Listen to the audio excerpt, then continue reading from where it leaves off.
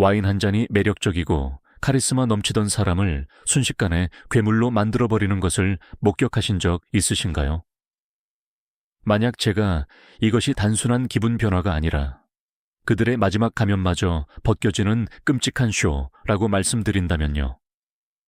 오늘 우리는 인간 심리에서 가장 위험하고 유해한 조합 중 하나인 나르시시스트와 알코올에 대해 깊이 파헤쳐 볼 것입니다.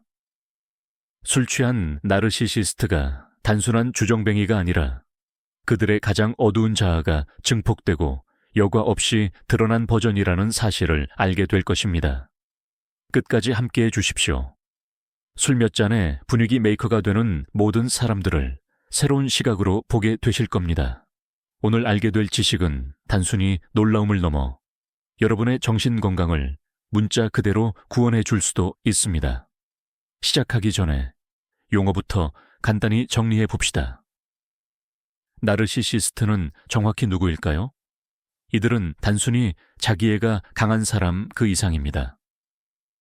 나르시시즘적 성격 장애는 공감 능력의 완전한 결여, 과장된 자기 중요감, 그리고 찬사와 인정에 대한 절실하고 채워지지 않는 욕구로 특징 지어지는 복잡한 심리 상태입니다. 이런 사람의 내면에는 텅 빈 공허함이 존재하며 그들은 이를 타인을 이용해 채우려고 합니다. 그들은 자신의 깊은 불안감을 숨기기 위해 완벽함을 가장한 정교한 가면을 착용하고 있습니다. 이제 이 칵테일에 알코올을 추가해 봅시다. 알코올은 뇌의 통제력과 억제 메커니즘을 약화시키는 억제제입니다. 일반적인 사람에게는 이것이 긴장 완화나 사교성 증진을 의미할 수 있습니다. 하지만 나르시시스트에게는 다릅니다. 나르시시스트에게 알코올은 그들의 진정한 본성을 가둔 우리를 열어주는 열쇠입니다. 그것은 단순히 긴장을 풀어주는 것을 넘어 그들의 가면을 완전히 벗겨버립니다. 가장 먼저 눈에 띄는 건 과도한 매력 발산 단계입니다.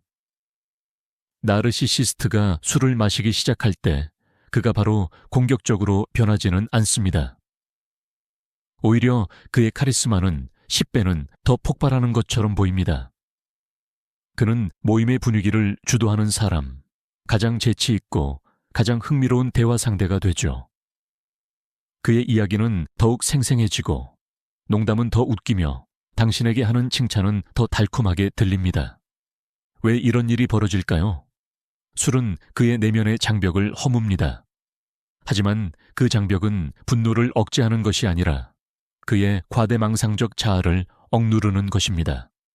그는 더 이상 자신을 어떻게 포장해야 할지 미세하게 계산하는 수고를 덜고 술이 깨어 있을 때 오랫동안 연습해왔던 완벽한 이상적인 자아의 농축된 이미지를 당신에게 그저 쏟아냅니다. 이 순간 그는 엄청난 양의 나르시시즘적 공급원, 나르시시스틱 서플라이를 얻습니다. 모든 시선이 그에게 집중되고 모두가 그의 농담에 웃으며 모두가 그를 찬양합니다. 그에게는 그야말로 묘약과 같은 것입니다. 앙코르 무대에 올라 기립박수를 받고 있는 배우를 상상해 보세요. 나르시시스트가 첫 잔을 마신 후 느끼는 감정이 바로 이것입니다. 그는 주변 사람들의 눈에서 숭배를 보고 이는 그 자신의 과대성을 확증시켜 줍니다. 이 단계가 가장 치명적인 함정입니다. 당신은 드디어 저 사람의 진짜 모습이네, 즐겁고 솔직하잖아 라고 생각하며 경계를 풉니다. 하지만 사실 당신이 보는 것은 그의 진정한 얼굴이 아니라 통제가 덜 된 채 더 부풀려진 가식적인 모습일 뿐입니다. 이것은 긴장을 푸는 것이 아니라 쇼의 시작이며 필연적으로 뒤따를 혼돈의 서곡입니다. 이제 주변 사람들에게는 감정의 롤러코스터 단계가 시작됩니다. 나르시시스트는 처음의 찬사에 만족하고 나면 이내 지루함을 느끼기 때문이죠. 단순한 숭배만으로는 성에 차지 않습니다. 그들은 드라마를 원하고 격렬한 반응을 갈망합니다. 그리고 술은 이를 위한 완벽한 도구를 제공합니다.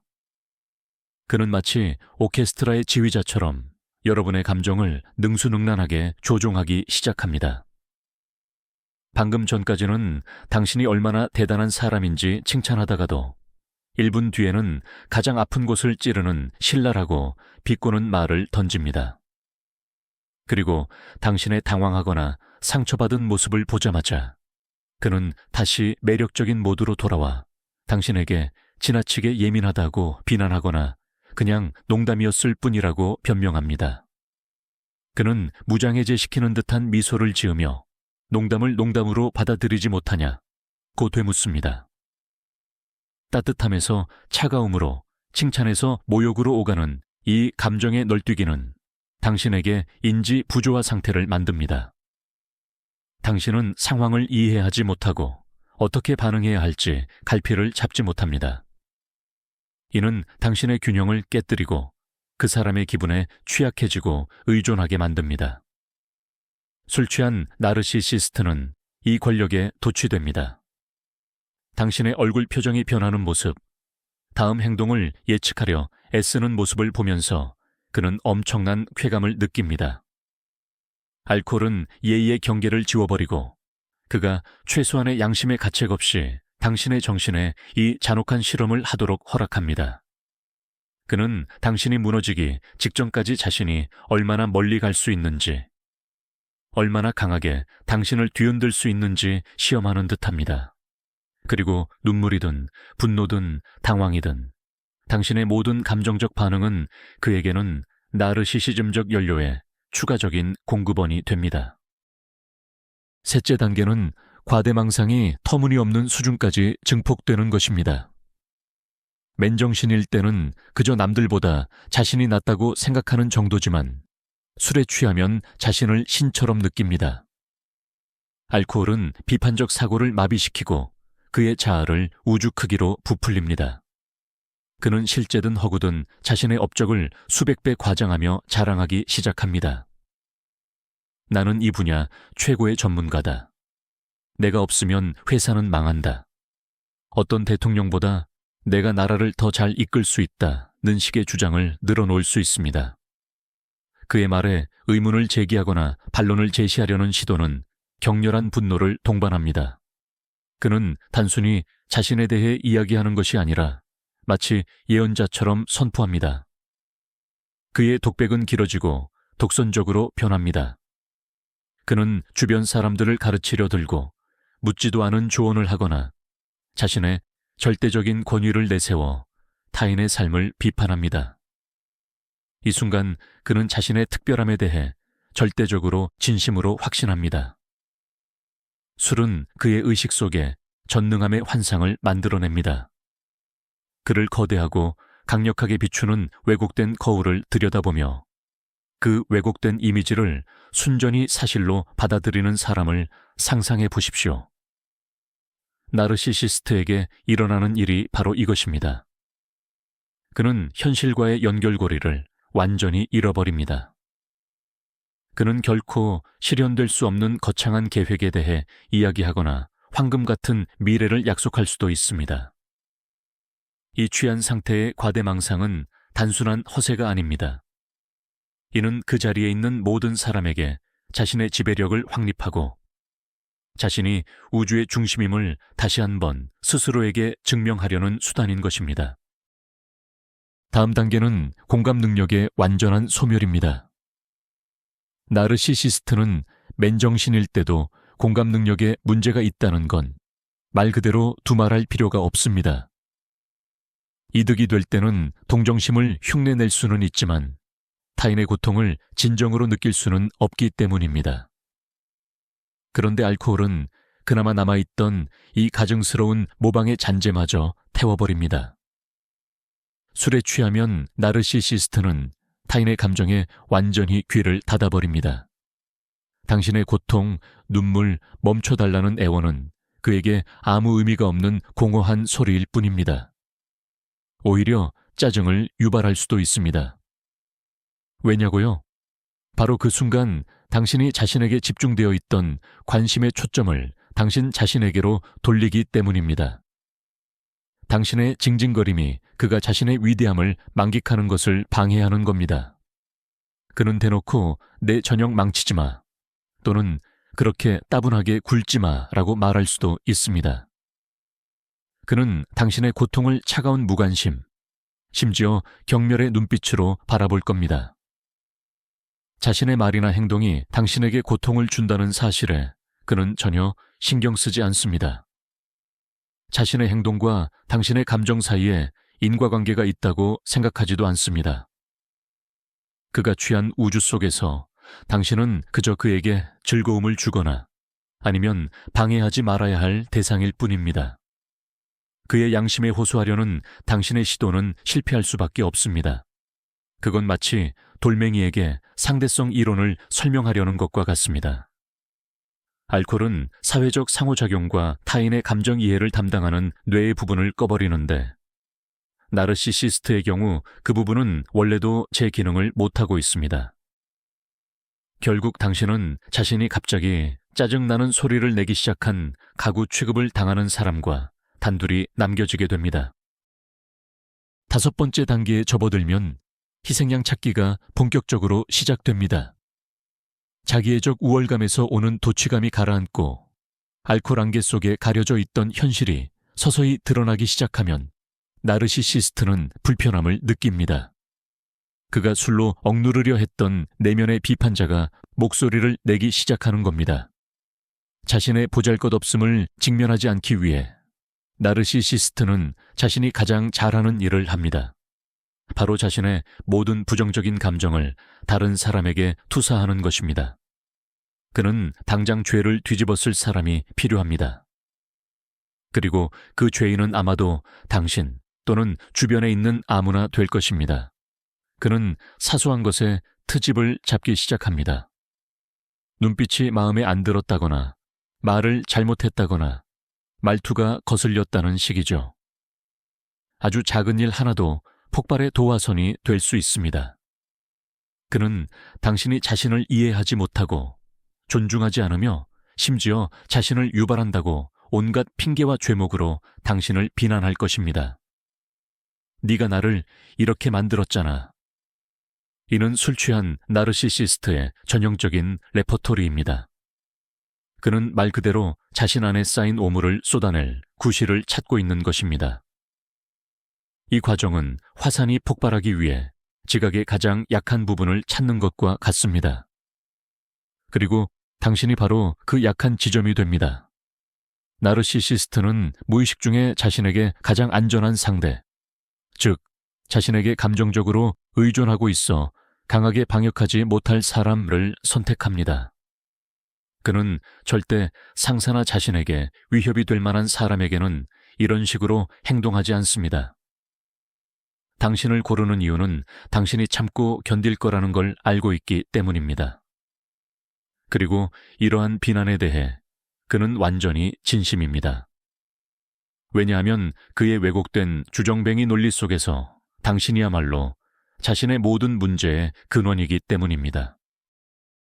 이제 우리는 언어적 폭력과 모멸의 단계로 넘어갑니다. 희생양이 정해지면 나르시시스트는 억눌렀던 모든 것을 폭발시킵니다. 술은 그의 혀를 풀어주고 그의 입에서는 모욕, 비난, 그리고 굴욕적인 말들의 폭포수가 쏟아져 나옵니다. 그는 당신의 과거 실수들을 실제든 허구든 모조리 끄집어낼 겁니다. 당신의 가장 아픈 곳, 당신이 부주의하게 그에게 털어놓았던 콤플렉스와 두려움을 정확히 후려칩니다. 그의 말은 뱀의 독처럼 정확하고 치명적입니다. 그는 비꼬는 말, 조롱, 그리고 당신을 흉내내는 행위를 사용하며 당신을 가장 비참한 모습으로 만듭니다. 이 모든 언어 폭력의 목적은 단순한 불만 표출이 아니라 당신의 자존감을 파괴하고 정신적으로 당신을 짓밟는 것입니다. 당신의 굴욕을 통해 그는 자신이 강하고 의미 있는 존재라고 느껴야 합니다. 고통으로 일그러진 당신의 표정, 당신의 모든 눈물은 그에게 영혼의 위안이며 당신에 대한 자신의 권력을 확인하는 증거입니다. 맨정신일 때는 자신의 잔혹함을 건설적인 비판이나 걱정기로 포장할 수도 있습니다. 하지만 술에 취하면 그는 가식을 차리지 않습니다. 그는 실제로 생각하는 것을 그대로 뱉어냅니다. 당신과 세상에 대해 쌓아왔던 모든 도끼와 경멸이 터져 나오는 것입니다. 마치 하수구 뚜껑을 열었을 때처럼 그런 의식의 흐름이 당신에게 쏟아집니다. 가장 끔찍한 것은 다음 날 그는 그냥 농담이었다, 혹은 술에 취해 제정신이 아니었다고 말할 수 있다는 점입니다. 하지만 당신의 영혼에 가해진 그 말들, 그 잔인하고 정확한 타격은 영원히 당신과 함께 남을 것입니다. 제1단계는 비이성적인 질투와 편집증이 극대화되는 시기입니다. 알코올은 인식을 왜곡시키는데 원래부터 의심과 통제 성향이 강한 나르시시스트에게는 이러한 왜곡이 상상할 수 없을 만큼 거대한 수준에 이르게 됩니다.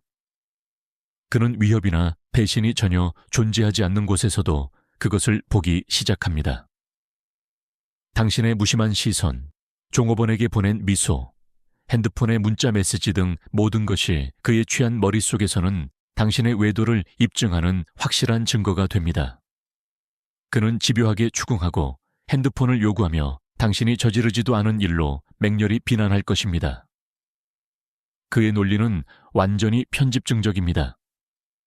어떤 변명도 그저 불에 기름을 붓는 격이 될 뿐입니다.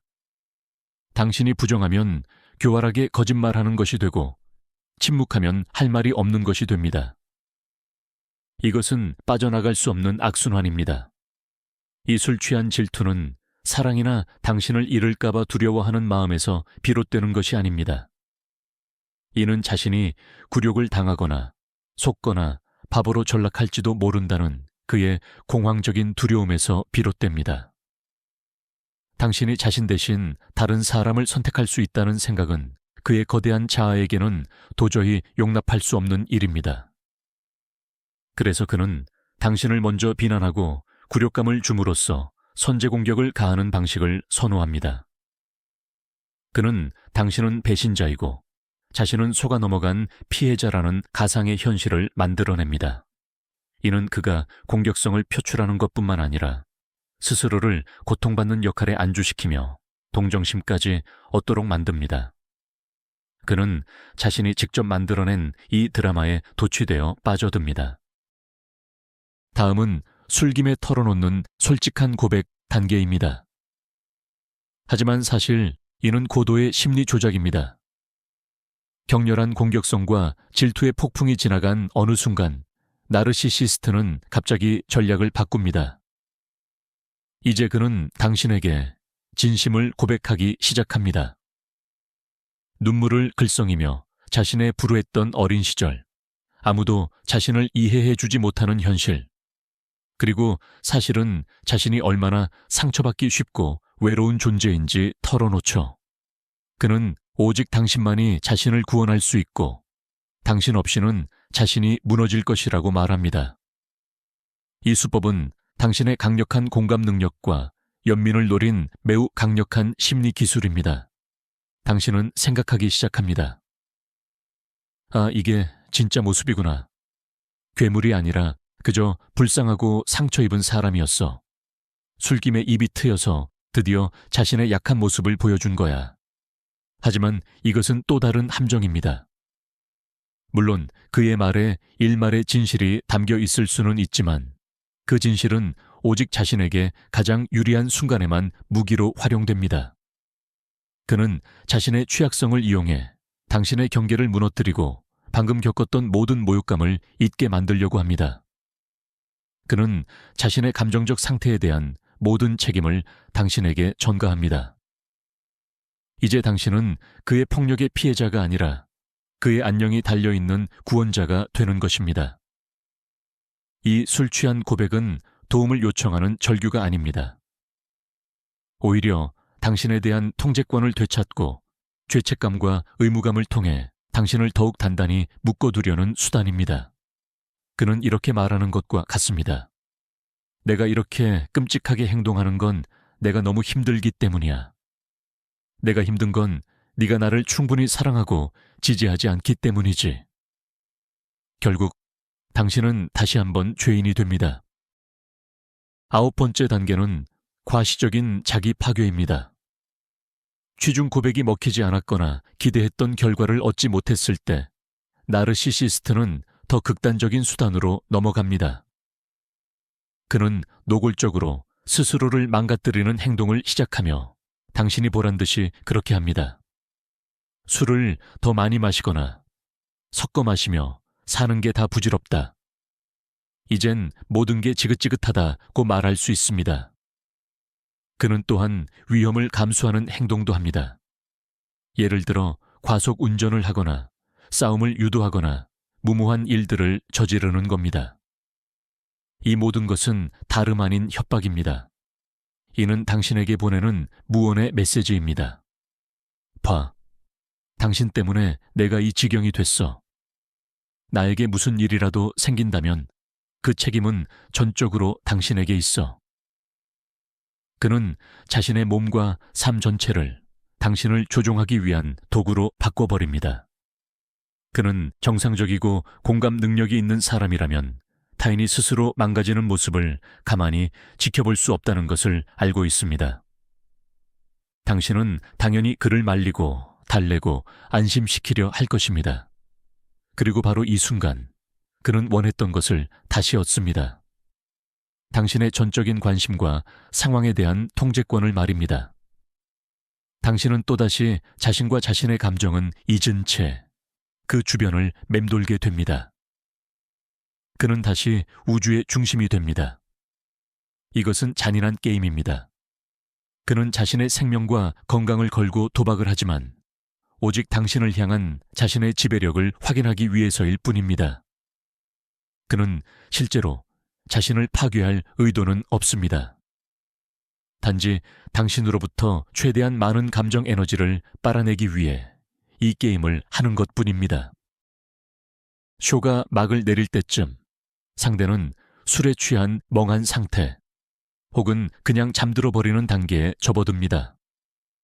나르시시스트는 당신과 그 상황으로부터 모든 에너지를 빨아들이고 난 후 문자 그대로 방전되어 버립니다. 앉아있던 자리, 대화 도중, 소파 위나 심지어 바닥에서조차 그대로 잠들어 버릴 수 있습니다. 당신에게는 잠시나마 안도의 순간처럼 느껴질 수 있습니다. 드디어 조용해졌다. 이 악몽이 마침내 끝났다라는 생각과 함께 말이죠. 하지만 이는 지극히 기만적인 고요함일 뿐입니다. 그가 잠든 사이 당신은 그의 감정적 광풍이 남긴 처참한 후폭풍과 홀로 마주합니다. 당신은 산산이 부서지고 완전히 공허하며 깊은 굴욕감에 시달립니다. 당신은 그가 내뱉은 모든 잔혹한 말들을 머릿속으로 끊임없이 되새기며 도대체 내가 무엇을 잘못했는지 필사적으로 이해하려 애씁니다. 원망, 분노, 연민, 심지어는 알 수 없는 죄책감까지 뒤섞인 복잡한 감정의 소용돌이를 경험할 수도 있습니다. 당신은 그가 버린 난장판을 치우기 시작할지도 모릅니다. 그것은 마치 이 혼란스러운 상황처럼 당신의 머릿속도 상징적으로 정리하려는 시도와 같습니다. 그는 다음 연극을 위한 힘을 비축하며 그저 잠들어 있는 동안 당신은 홀로 그 충격과 트라우마를 감내해야 합니다. 그의 잠은 결코 휴전이 아닙니다. 그것은 그저 이 쇼에서 잠시 갖는 기술적인 휴식 시간일 뿐입니다. 그는 그저 배터리를 재충전하고 있는 것입니다. 그는 당신을 전혀 생각하지 않으며 뉘우침이나 후회 따위는 없습니다. 술에 취하고 나르시시즘적 만족감으로 가득 찬 그의 뇌는 말 그대로 휴식을 취하고 있을 뿐입니다. 그리고 당신은 흩어진 자존감의 파편들을 주워 담으며 홀로 깨어 밤을 지새웁니다. 이처럼 평온한 그의 잠과 당신의 처절한 심적 고통 사이에 극명한 대비야말로 이 관계가 가진 가장 잔인하고 극명하게 드러나는 단면 중 하나입니다. 11번째 단계는 바로 아침 기억 상실, 즉 모닝 암네시아입니다. 다음날 아침 나르시시스트는 언제 그랬냐는 듯 태연하게 일어납니다. 당신이 가슴을 졸이며 어젯밤 일에 대해 대화를 시도할 때 당신은 세 가지 반응 중 하나에 부딪히게 됩니다. 첫 번째이자 가장 흔한 반응은 바로 전면 부인입니다. 뭐? 그런 일 없었어. 네가 다 꾸며내는 거잖아. 그는 너무나도 진심으로 의아해하는 표정으로 당신을 쳐다봐서 당신 스스로가 자기 자신의 판단력을 의심하기 시작합니다. 이는 가장 뻔뻔한 형태의 전형적인 가스라이팅입니다. 두 번째 반응은 축소시키기, 즉 경시하는 태도입니다. 에이, 내가 술 좀 마시고 농담 좀 한 거 가지고 넌 정말 유머 감각이 없구나. 그는 당신을 사소한 일에도 호들갑을 떠는 히스테리 환자처럼 보이게 만듭니다. 당신의 고통을 사소한 해프닝 수준으로 끌어내리는 것입니다. 세 번째 반응은 기억이 안 나입니다. 내가 너무 취해서 아무것도 기억 못해. 혹시 뭘 말했다고 해도 악의는 없었어. 이것은 정말 편리한 회피 포지션입니다. 이 포지션을 통해 그는 책임을 회피할 수 있지만 동시에 사과를 하는 척하며 실제로는 사과하지 않을 수 있습니다. 이러한 기억 상실은 대부분의 경우 뻔뻔한 거짓말입니다. 그는 모든 것을 완벽하게 기억하고 있습니다. 그러나 그것을 인정한다는 것은 자신의 잘못, 자신의 어두운 면을 인정하는 것이며 나르시시스트에게 이는 곧 죽음과 같습니다. 그렇기에 그는 당신이 미쳤다고 느끼게 만들면서 끝까지 현실을 부인할 것입니다. 이 단계는 가장 파괴적인 단계 중 하나인데 이는 갈등 해결을 막을 뿐만 아니라 당신 자신의 인지 능력에 대한 신뢰 자체를 무너뜨리기 때문입니다. 그 다음은 책임 정하 단계입니다. 목격자나 반박할 수 없는 명백한 증거가 있어 상황을 부인할 수 없게 되면 나르시시스트는 즉시 플랜 B를 가동합니다. 그는 뭔가 잘못이 있었다는 사실 자체는 인정합니다. 하지만 그 잘못의 원인은 당연히 당신입니다. 맞아, 내가 소리 질렀지. 하지만 네가 먼저 나를 자극했잖아. 네가 하루 종일 나를 들들 볶았잖아. 아니면 이렇게 말합니다. 내가 술을 마신 건 회사에서 받는 스트레스 때문이야. 그런데 넌 집에서 나를 전혀 지지해주지 않잖아. 나르시시스트는 복잡한 논리 구조를 치밀하게 세워서 결국 당신이 자신의 끔찍한 행동을 유발한 근본적인 원인이라고 결론 짓게 만듭니다. 자신은 환경 때문에 어쩔 수 없는 희생자이며 당신을 악랄한 주범으로 묘사하는 겁니다. 그는 절대 어떤 상황에서도 내가 틀렸어, 내가 쓰레기처럼 행동했어, 미안해 라고 말하지 않습니다. 대신 당신이 그를 이런 상태로 몰고 갔다는 이유로 오히려 당신이 사과하게 만듭니다. 그리고 가장 무서운 점은 이게 통하는 경우가 많다는 겁니다. 그 감정적 폭풍을 겪고 나면 당신은 너무 기진맥진해져서 차라리 빨리 끝내기 위해 그들의 말에 동의하고 죄책감을 떠안는 쪽을 택합니다. 스스로 생각합니다. 혹시 내가 너무 예민했던 건가? 그때 그냥 가만히 있을 걸 그랬나? 결국 당신은 학대의 피해자가 아니라 가해 행위의 공범이 되어버립니다. 나르시시스트는 이처럼 역할을 능수능란하게 뒤바꾸며 결국 당신에게 그의 행동에 대한 죄책감을 남깁니다. 이것이야말로 조종술의 최고 경지입니다. 제13단계는 바로 이 짧은 밀월 하니문 단계입니다. 책임 전개 성공하여 당신이 어쩌면 사과까지 한 후 나르시시스트는 다시 매력적인 모습으로 돌아갑니다. 당신이 좌절하고 혼란스러워하는 것을 확인한 그는 당신이 떠나지 않도록 미끼를 던져 상황을 무마해야 할 필요성을 느낍니다. 이때 소위 사랑폭격, 러브봄빙 기간이 시작됩니다. 그는 꽃을 사주거나 값비싼 선물을 하거나 당신을 얼마나 사랑하고 이를까 두려워하는지 끊임없이 이야기할 수 있습니다. 다시는 이런 일이 없을 거야 라고 맹세할 것입니다. 그는 당신에게 온갖 관심과 애정을 쏟아부어 완벽한 관계라는 착각을 심어줄 것입니다. 왜 이런 행동을 할까요? 첫째, 당신을 붙잡기 위해서입니다. 그들은 자신이 너무 지나쳤음을 깨닫고 자신의 나르시시즘적 자원, 서플라이를 잃을까 두려워하는 것입니다. 둘째, 당신의 의식 속에 좋았던 순간들이 나빴던 순간들보다 훨씬 많다는 생각을 각인시키기 위해서입니다. 안정을 추구하는 당신의 정신은 이 작은 선의 조각들에 매달리게 됩니다. 당신은 봐, 그는 좋은 사람일 수 있어. 어제는 그저 운이 나쁜 날이었을 뿐이야 라고 생각하기 시작합니다. 이 짧은 밀월은 뉘우침이 아닙니다. 이것은 카운터를 리셋하고 폭력의 주기를 처음부터 다시 시작하기 위한 의도적인 조작입니다. 그는 당신이 머물기에 딱 적당한 만큼의 따뜻함만 제공합니다. 그 이상은 주지 않죠. 마치 우리에서 도망치지 않도록 동물을 길들이는 것과 같습니다. 제14단계에서는 알코올을 방패 삼아 이루어지는 금전적인 학대가 드러납니다. 술은 늘 돈이 드는 일이고 그 비용이 만만치 않은 경우가 많죠. 나르시시스트는 특히 술에 취하면 충동적이고 과시적인 소비 성향을 보입니다. 배서 모두에게 술을 샀거나 비싸지만 전혀 쓸모없는 물건을 구매하고 남들에게 깊은 인상을 남기기 위해 통큰 제스처를 취하는 식입니다.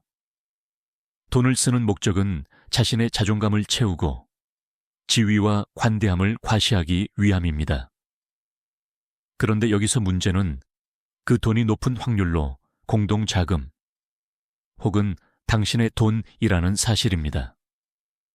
다음 날 아침 텅 빈 통장을 발견했을 때 그는 늘 쓰던 똑같은 수법을 꺼냅니다. 내가 술에 취해서 뭘 했는지 기억이 안 나. 혹은 내가 하는 짓을 왜 말리지 않았어? 라며 오히려 당신을 비난할 수도 있습니다. 이런 식으로 그는 가족에게 재정적 문제를 안길 뿐 아니라 그 문제에 대한 책임까지 회피합니다. 술은 곧 무책임한 행동에 대한 완벽한 면죄부가 되는 셈입니다. 게다가 그는 돈을 통제수단으로도 활용합니다. 가령 술에 취한 채 싸운 후에는 벌을 준다는 명목으로 당신의 돈 접근 권한을 박탈할 수도 있습니다.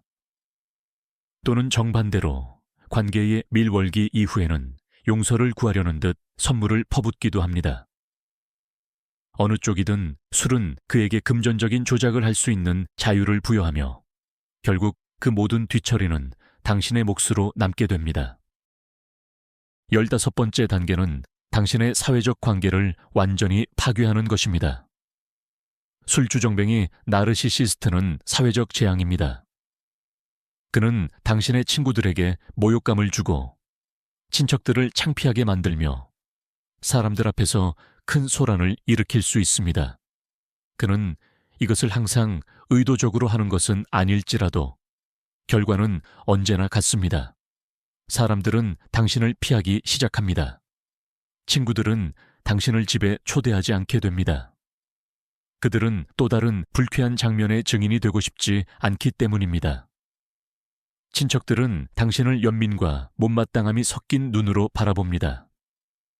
점차 당신 주위에 진공 상태가 형성됩니다.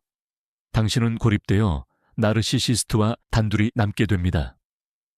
이것이 바로 그가 무의식적으로라도 바라는 결과입니다. 사회적 접촉이 적을수록 외부의 지지가 약해질수록 당신을 통제하기는 더욱 쉬워집니다. 술은 이 일에서 그의 충실한 동맹입니다. 그는 나중에 미안해, 술에 취해서 그랬어. 네 친구에게 상처 주려던 건 아니었어 라고 말할 수 있습니다. 하지만 친구는 이미 상처를 받았고 관계는 이미 망가졌습니다. 그는 술자리마다 체계적으로 당신을 외부 세계로부터 단절시킵니다. 그리고 당신의 친구도 지지도 없이 완전히 혼자 남게 될 때 당신은 그에게 완전히 의존하게 됩니다. 그는 세상으로 통하는 당신의 유일한 창이 되고 당신의 유일한 대화 상대가 됩니다. 그러면 당신에 대한 그의 지배력은 절대적이 됩니다. 16단계는 기억 상실입니다. 하지만 가해자가 아닌 바로 당신의 기억이 흔들리기 시작합니다. 끊임없는 싸움과 화해의 순환, 가스라이팅, 현실 부정. 이 모든 것이 결국 당신 자신의 기억이 당신을 배신하게 만드는 결과를 낳습니다. 당신은 사건들 속에서 혼란을 느끼기 시작합니다. 그가 정확히 무슨 말을 했는지, 언제 그랬는지, 모든 것이 어떻게 시작되었는지 명확하게 기억해낼 수 없게 됩니다. 트라우마로부터 자신을 보호하려는 당신의 뇌는 기억을 억압하거나 왜곡하기 시작합니다. 나르시시스트는 여기에 적극적으로 동조합니다. 그는 이렇게 말할 겁니다. 당신이 잘못 기억하는 거야. 실제로는 이랬다고. 그리고 그의 버전은 언제나 자신을 가장 좋게 포장합니다. 시간이 지나면서 당신은 자신의 기억과 인지 능력 자체를 믿지 못하게 됩니다. 그리고 그의 사건 해석에 의존하기 시작합니다. 이것은 매우 위험한 상태입니다. 왜냐하면 당신은 현실과의 연결고리를 잃고 모든 의지할 곳을 잃어버리기 때문입니다. 마치 짙은 안개 속을 헤매는 것처럼 유일한 나침반은 그의 목소리뿐인 삶을 살게 되는 것입니다. 음주 관련 에피소드들은 이 상황을 더욱 악화시킵니다. 술자리는 항상 혼란스럽고 감정적으로 과부하되어 있어 기억하기가 훨씬 더 어렵기 때문입니다. 그는 이 혼란을 이용하여 역사를 자신에게 유리하게 고쳤습니다. 그리고 당신은 지치고 방향 감각을 잃은 채 이미 진실과 거짓을 구별할 힘이 없기에 무심코 그를 돕고 있는 꼴이 됩니다. 17번째 단계, 바로 병적인 거짓말이 드러나는 시기입니다. 술에 취한 나르시시스트는 멀쩡할 때보다 훨씬 더 교묘하고 뻔뻔하게 거짓말을 늘어놓습니다. 알코올이 마지막 남은 도덕적 억제력마저 완전히 풀어버리기 때문이죠. 이들은 자신의 과거, 인맥, 혹은 성공에 대해 통째로 지어낸 이야기를 마구 만들어냅니다. 심지어 여러분이 진실을 정확히 알고 있음에도 불구하고 어디에 있었고 무엇을 했는지 눈을 똑바로 쳐다보며 거짓말을 할 수 있습니다. 이들의 거짓말은 실질적인 목적이 없는 경우가 많습니다. 그저 과정 자체를 위해 거짓말을 합니다. 자신이 영웅이 되는 대안적인 현실, 즉 또 다른 가상의 세계를 만들기 위해서죠. 똑같은 꾸며낸 이야기를 여러 사람에게 스스럼 없이 반복하며 이야기의 모순 때문에 들킬까봐 전혀 걱정하지 않습니다. 만약 여러분이 그들의 거짓말을 지적하거나 추궁하려 든다면 그는 여러분이 자신을 오해했다고 시치미를 떼거나 혹은 여러분의 불신 때문에 분노를 터뜨릴 것입니다. 술에 취한 나르시시스트의 거짓말은 단순한 기만이 아닙니다. 그것은 일종의 세계관 구축 방식입니다.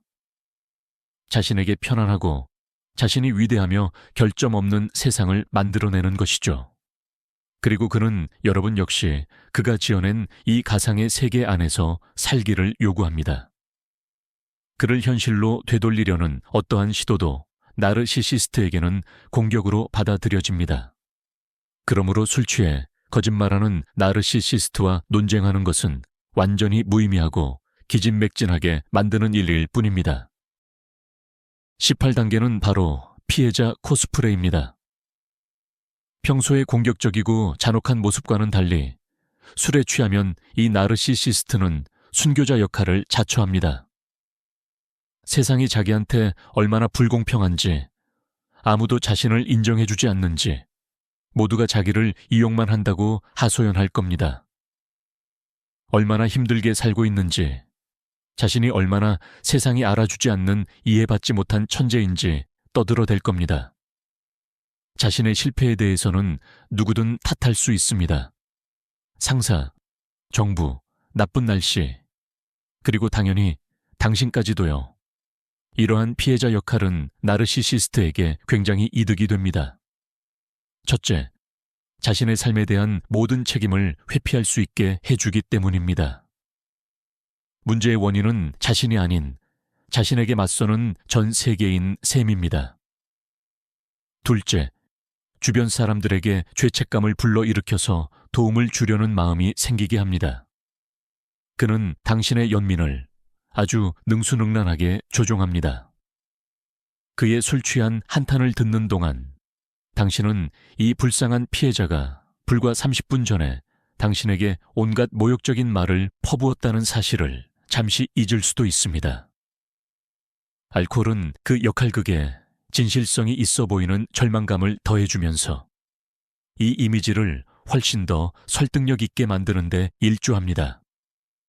그는 심지어 울기까지 할 수 있지만 그건 전부 악어의 눈물입니다. 그 눈물은 진정한 고통이 아니라 자기 자신에 대한 동정심과 자신의 위대함을 인정해주지 않는 세상에 대한 분노에서 나오는 것입니다. 이 피해자 역할극은 또 하나의 나르시시즘적 자원, 나르시시스틱 서플라이를 얻기 위한 방법이며 이번에는 동정심이라는 형태로 얻어냅니다. 19단계는 매우 위험하고 무모한 행동의 영역입니다. 알코올은 나르시시스트적인 스릴 추구 욕구, 그리고 자신이 우월하다는 것을 과시하려는 욕구와 결합하여 말 그대로 폭발적인 조합을 만들어냅니다. 술 취한 나르시시스트는 자신의 생명뿐만 아니라 주변 사람들의 생명까지도 위태롭게 만드는 행동을 저지르기 시작합니다. 가장 흔한 예가 바로 음주 운전입니다. 그는 자신이 특별하고 모든 것을 통제하고 있기 때문에 자신에게는 절대로 아무 일도 일어나지 않을 것이라고 확신합니다. 그를 막으려는 모든 시도는 자신의 능력에 대한 모욕으로 받아들여집니다. 자신의 용기를 증명하기 위해 명백히 자신보다 강한 사람들에게 싸움을 걸기도 합니다. 또는 의심스러운 금융모험에 뛰어들거나 가진 돈 전부를 내기에 걸 수도 있습니다. 이러한 행동의 이면에는 단순히 술김에 부리는 객기가 있는 것이 아닙니다. 이는 아드레날린을 얻고 타인의 감탄을 끌어내려는 방식입니다. 그는 사람들이 자신을 보고 정말 용감하다, 저렇게 위험을 감수하는구나 하고 생각하기를 원합니다. 그는 살아있음을 느끼고 전능해지기 위해 죽음과 위험한 줄타기를 합니다. 그리고 그는 자신이나 당신에게 닥칠 수 있는 결과에 대해서는 전혀 신경 쓰지 않습니다. 당신이 느끼는 불안감과 그에 대한 두려움은 오히려 그에게 쾌감을 줄 수도 있습니다. 왜냐하면 그것이야말로 당신의 삶에서 자신이 얼마나 중요한지를 보여주는 또 하나의 증거이기 때문입니다. 20번째 단계는 바로 규칙과 사회 규범을 완전히 무시하는 것입니다. 나르시시스트는 맨정신일 때조차도 규칙은 남들을 위해 만들어진 것이지 자신과는 상관없다고 생각합니다. 그런데 술은 안 그래도 미약한 이들의 사회적 책임감을 완전히 마비시켜버립니다. 술에 취하면 공공장소에서 소리를 지르고 모르는 사람에게 모욕적인 말을 하며 심지어 법을 위반하는 등 도저히 용납할 수 없는 행동을 합니다. 자신의 행동이 다른 사람에게 방해가 되거나 문제가 될 수 있다는 인식이 아예 없습니다. 자신이야말로 모든 것이 허용되는 세상의 중심이라고 느끼는 거죠. 누가 지적이라도 하려고 하면 이들은 정당한 분노라도 하는 것처럼 폭발적으로 화를 냅니다. 내가 누군지 알아. 이것이 전형적인 반응이죠. 그들은 왜 자신이 평범한 사람들을 위해 만들어진 이런 어이없는 규칙들을 지켜야 하는지 진심으로 이해하지 못합니다. 이 모든 것이 허용된다는 특권의식은 경범죄 벌금부터 심지어 형사 책임까지 아주 심각한 결과를 초래할 수 있습니다. 하지만 그렇다고 해서 이들이 멈추는 것은 아닙니다. 술에 취한 그들의 세계관 속에서는 자신의 행동 때문에 발생한 모든 문제는 본인의 잘못이 아니라 자신의 입장을 이해하지 못했거나 또는 사소한 일로 트집을 잡았던 타인들의 잘못입니다. 이들은 항상 상황을 모면하고 남을 탓할 방법을 찾아냅니다. 21번째 단계는 바로 성적인 조종 매니플레이션입니다. 나르시시스트는 술을 친밀감을 강요하는 도구로 혹은 외도를 정당화하는 수단으로 자주 사용합니다. 술에 취하면 그는 특히 더 집요해지며 당신의 거부나 원치 않는 마음을 완전히 무시합니다. 그는 의무감을 내세워 압박하거나 심지어 협박하기도 하고 당신에게 냉정함을 탓하기도 합니다. 그에게 있어 성관계란 사랑이나 친밀감의 표현이 아니라 자신의 권력을 확고히 하고 육체적 만족을 얻는 수단일 뿐입니다. 당신의 동의나 진정한 욕구는 그에게 전혀 중요하지 않습니다. 반대로 술은 그의 외도를 위한 완벽한 변명거리가 되기도 합니다. 내가 술에 취해서 그랬어. 정신을 못 차렸어. 아무 의미 없어는 외도 후 그가 늘어놓는 상투적인 변명입니다. 그는 술 취한 상태를 이용해 배신에 대한 책임을 회피합니다. 결국 그는 외적인 쾌락을 얻으면서도 그 모든 비난을 술 탓으로 돌려 당신과의 관계는 유지하려 합니다. 심지어 그는 당신이 보는 앞에서 다른 사람과 시시덕거리며 질투심을 유발하고 이를 통해 더 많은 관심과 자신의 매력을 확인하려 들 수도 있습니다. 술은 그에게 모든 종류의 성적 조종을 할 자유를 주며 친밀감을 권력과 통제를 위한 또 다른 전쟁터로 만들어버립니다. 22번째 단계는 바로 이 갑작스러운 감성 폭발입니다. 술에 취해 있거나 분노와 자기애적 도취 사이에서 나르시시스트는 예고 없이 깊은 감성에 빠져들 수 있습니다. 슬픈 음악을 틀어놓고 옛날 좋았던 시절을 회상하며 예전엔 모든 것이 얼마나 좋았는지 이야기할 수도 있습니다. 낡은 사진들을 꺼내 눈물까지 글썽이며 이런저런 이야기들을 풀어놓기도 하죠. 겉으로 보기엔 깊은 감정의 표현처럼 비칠 수 있습니다. 하지만 실상은 또 다른 형태의 자기애일 뿐입니다. 그는 기억 그 자체가 아니라 그 기억 속에 비친 자신의 모습에 취하는 겁니다. 젊고 성공적이고 행복했던 과거의 자신을 감상하는 거죠. 이것은 과거에 대한 향수가 아니라 과거 속에 존재했던 자신의 웅장한 자아에 대한 향수입니다. 이러한 감성은 당신을 향할 수도 있습니다. 관계 초창기를 회상하며 그때 당신을 얼마나 열렬히 사랑했는지 이야기할 수 있습니다. 이 조작의 목표는 간단합니다. 당신이 그의 현재 행동을 잊고 그가 괜찮았던 시절을 다시 떠올리도록 만드는 것입니다. 마치 나 항상 이렇진 않았잖아. 난 달라질 수 있어. 조금만 버티면 어쩌면 모든 것이 제자리로 돌아올 거야 라고 말하는 것과 같습니다. 이것은 당신의 좋은 기억과 더 나아질 거라는 희망을 이용하여 당신을 계속 낚싯바늘에 묶어두는 또 다른 수단입니다. 제23단계는 바로 지적 오만입니다. 술 취한 나르시시스트는 자신이 가장 잘나고 성공했을 뿐만 아니라 세상에서 제일 똑똑하다고 믿습니다. 그는 정치부터 양자 물리학까지 주제를 가리지 않고 논쟁에 끼어듭니다. 자신이 가진 깊은 지식을 과시하려는 거죠.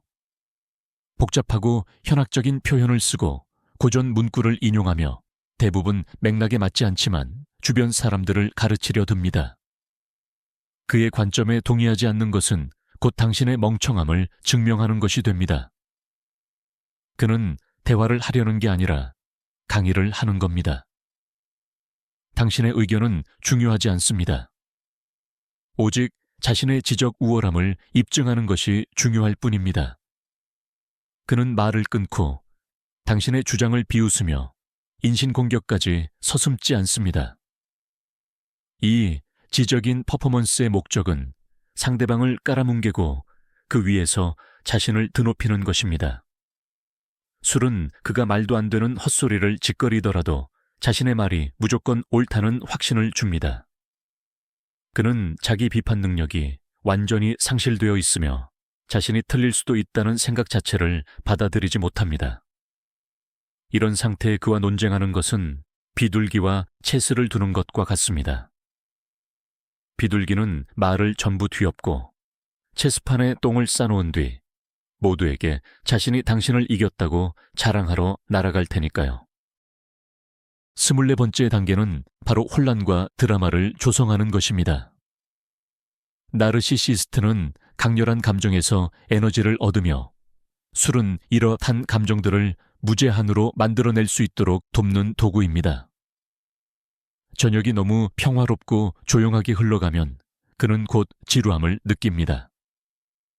그는 극도의 자극, 즉 드라마와 갈등이 필요하고 아무것도 없는 공허한 곳에서라도 기어이 그것을 만들어내고야 맙니다. 그는 두 사람 사이에 싸움을 유발한 뒤 그 상황이 발전하는 모습을 흐뭇하게 앉아 관찰할 수 있습니다. 또는 분란을 일으키기 위해 누군가의 비밀을 실수로 흘려버릴 수도 있고 청중에게 충격을 주기 위해 스캔들 같은 폭탄 발언을 던지기도 합니다. 그는 혼돈이라는 극장의 감독이자 동시에 주연 배우입니다. 주위가 비명과 눈물, 그리고 시끄러운 다툼으로 가득 찰수록 그는 자신이 더욱 살아있음을 느낍니다. 스스로 만든 폭풍의 한가운데 서 있다는 것은 그에게 통제력과 존재감을 동시에 부여합니다. 술은 그가 가진 모든 사회적 억제 장치를 풀게 하고 최대한 파괴적으로 행동하도록 만듭니다. 그는 마치 장난감을 부셔 그 속을 들여다보려는 아이와 같습니다. 다만 여기서 장난감의 역할은 바로 인간의 운명과 관계가 맞습니다. 그는 결과에 대해 전혀 생각하지 않습니다.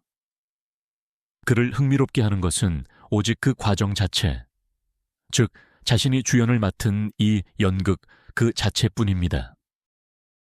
25단계는 현실이 완전히 왜곡되는 단계입니다.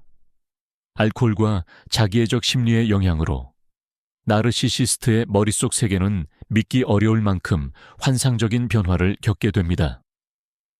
그는 사실이 아무런 의미도 없는 자신만의 우주 속에서 살아갑니다. 그는 눈에 보이는 명백한 거짓조차 입에 거품을 물고 진실이라 주장할 것입니다. 왜냐하면 그의 현실에선 그것이 곧 진실이기 때문입니다. 그는 오직 자신에게 유리한 방식으로만 사건들을 기억합니다. 예를 들어 그가 당신을 모욕했을 때 그의 기억 속에서는 내가 그녀에게 중요한 교훈을 가르쳐 주었다라고 기록됩니다. 돈을 잃었을 경우에도 그는 나는 거의 잭팟을 터뜨릴 뻔했는데 단지 운이 조금 부족했다라고 기억합니다. 그는 자신만을 위한 편안한 현실을 창조해내며 그 현실을 어떠한 침해로부터도 맹렬하게 방어합니다. 알코올은 이 과정에 촉매제로 작용하며 허구와 현실 사이의 경계를 더욱더 희미하게 만듭니다. 사실에 호소하며 그에게 무언가를 증명하려는 시도는 완전히 무익합니다. 그는 당신의 말을 전혀 듣지 못할 것입니다. 그는 이미 뒤틀린 환상의 세계, 즉 자신만의 거울 속 세계에 살고 있으며 당신은 그를 절대로 그곳에서 끌어낼 수 없습니다. 당신이 할 수 있는 유일한 것은 당신 자신의 현실 인식을 굳건히 믿고 지키면서 그가 당신을 이 왜곡된 거울 속으로 함께 끌어들이지 못하게 막는 것입니다. 26번째 단계는 바로 날아다니는 원숭이들을 이용하는 것입니다. 이는 자기애성 성향의 사람들이 자신의 목적을 위해 희생자를 공격하도록 조종하는 주변 사람들을 뜻합니다. 특히 술에 취했을 때 이 전술은 더욱 교활하고 비열해집니다. 나르시시스트는 공통의 친구나 가족들에게 전화를 걸어 당신에 대해 끊임없이 불평하기 시작할 수 있습니다. 그는 사건을 왜곡해서 이야기하며 자신은 순진한 양처럼 포장하고 당신을 괴물처럼 몰아갑니다. 있잖아, 걔가 또 아무것도 아닌 일로 나한테 히스테리를 부렸어. 나 정말 지쳤어. 어떻게 해야 할지 모르겠어. 그는 온갖 고통스러운 표정을 지으며 이런 이야기를 할 것이고 내막을 모르는 사람들은 그에게 동정심을 느끼기 시작합니다. 결국 다음 날 당신의 어머니나 가장 친한 친구에게서 전화가 올 수도 있습니다. 너 대체 왜 그 사람 마음을 그렇게 아프게 하니? 그는 널 사랑하잖아. 그냥 좀 부드럽게 대해줘. 이런 식으로 나르시시스트는 책임을 회피할 뿐만 아니라 당신의 주변 환경까지 당신에게 등을 돌리게 만들어 지지 기반을 완전히 무너뜨립니다. 당신은 사방에서 비난을 받으며 완벽하게 고립되는 상황에 놓이게 됩니다. 술은 그의 말의 극적인 효과와 진정성을 더해주기 때문에 피해자 역할에 더욱 설득력을 갖게 만듭니다. 이는 당신과의 관계뿐만 아니라 주변의 소중한 사람들과의 관계까지 파괴하는 비열하고 잔혹한 전술입니다. 27번째 단계는 신체적 공격 또는 그 위협입니다. 모든 나르시시스트가 물리적 폭력을 사용하는 것은 아니지만 술, 알코올은 그 위험을 크게 증가시킨다는 점을 이해하는 것이 중요합니다. 통제력을 잃고 언어적인 지배수단을 모두 소진하면 나르시시스트는 선을 넘을 수 있습니다. 이는 위협적인 행동으로 시작될 수 있습니다. 주먹으로 식탁을 내리치거나 물건을 벽에 던지거나 손을 들어 위협하는 식이죠. 그는 당신을 겁주고 자신이 어디까지 할 수 있는지 보여주기 위해 이런 행동을 합니다. 그는 당신의 경계를 시험하는 것입니다. 만약 당신이 겁을 먹고 물러선다면 그는 이 방법이 통한다는 것을 깨닫습니다. 어떤 경우에는 이것이 직접적인 신체 폭력으로 발전할 수 있습니다. 알코올은 마지막 이성의 끈을 놓게 만들고 그의 내면에서 끓어오르던 분노는 물리적인 힘을 통해 분출됩니다. 이후 그는 늘 그렇듯 똑같은 변명들을 늘어놓을 것입니다. 술에 취해서 그랬어. 통제력을 잃었어. 네가 나를 자극했잖아. 다시는 안 그럴게. 하지만 이것은 분명히 반복될 것이며 매번 더 심해질 수 있습니다. 사소한 것이라도 물리적 공격성이 드러나는 것은 결코 무시해서는 안 될 거대한 경고 신호입니다. 술은 폭력에 대한 정당화가 될 수 없습니다. 그것은 단지 통제력을 잃었을 때 드러나는 그 사람의 진정한 모습을 보여줄 뿐입니다. 제28단계는 맨정신의 냉수 마찰이자 새로운 가면입니다. 술 기운이 완전히 사라지고 나르시시스트가 자신의 행동으로 인한 결과, 당신의 눈물, 망가진 관계, 재정 문제 등과 맞닥뜨릴 때 그는 짧은 순간이지만 일종의 공포를 느낄 수 있습니다. 이것은 진정한 후회가 아니라 상황에 대한 통제권을 잃고 자신의 자원 희생자를 빼앗길지도 모른다는 두려움입니다. 이 순간 그는 참회하는 죄인의 가면을 쓸 수 있습니다. 그는 아주 조용하고 쥐 죽은 듯이 행동할 것입니다. 집안일을 돕기 시작하고 칭찬을 하며 지나치게 예의 바르고 배려심 있는 모습을 보일 수 있습니다. 그는 당신에게 모든 것을 깨달았고 이제 바른 길로 가고 있다는 것을 보여주려 할 것입니다. 심지어 진심을 증명하기 위해 한동안 술을 끊을 수도 있습니다. 바로 이 시기가 가장 기만적인 기간입니다. 당신은 한때 사랑에 빠졌던 그 사람을 눈앞에서 보게 되고 당신의 희망은 다시 강력하게 타오릅니다. 당신은 마침내 그가 깨달았구나. 이제 모든 것이 달라질 거야라고 생각합니다.